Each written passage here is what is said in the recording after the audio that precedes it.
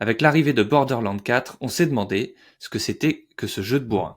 Alors c'est un jeu de tir, un RPG et surtout ce qu'on appelle un looter-shooter. Le principe est simple, on tire sur des ennemis, on récupère le loot qu'ils laissent tomber, le butin en français, et on utilise cet équipement pour devenir encore plus puissant. C'est un genre où le plaisir vient de la boucle infinie. Tu tires, tu ramasses, tu te renforces et tu tires de nouveau. Dans Borderlands, l'équipement c'est ce qui fait tout. Le jeu génère des millions d'armes différentes avec des caractéristiques et des effets uniques. On peut par exemple trouver un pistolet qui tire des balles explosives, un fusil à pompe qui parle ou même qui crée des mini-tornades. Pour explorer le monde de Pandore, tu peux choisir parmi plusieurs classes de chasseurs de l'arche, chacun avec ses propres capacités. Et surtout, il faut éviter de partir seul. Borderlands est fait pour être joué en coopération pour encore plus de fun. Mais ce qui fait la signature de Borderlands, c'est surtout son style. Le jeu utilise une technique de rendu non photographique qui donne au graphisme 3D l'apparence de dessins 2D, comme ceux que l'on trouve dans les bandes dessinées. Cette technique s'appelle le cel shading. Pour obtenir cet effet, le cel shading utilise des ombres plates et distinctes sans dégradés complexes. De plus, il applique souvent des contours noirs épais autour des modèles 3D, comme les lignes d'ancrage d'un illustrateur pour renforcer l'illusion d'un dessin. C'est cette approche qui donne au jeu un style visuel unique. D'ailleurs, pour être précis,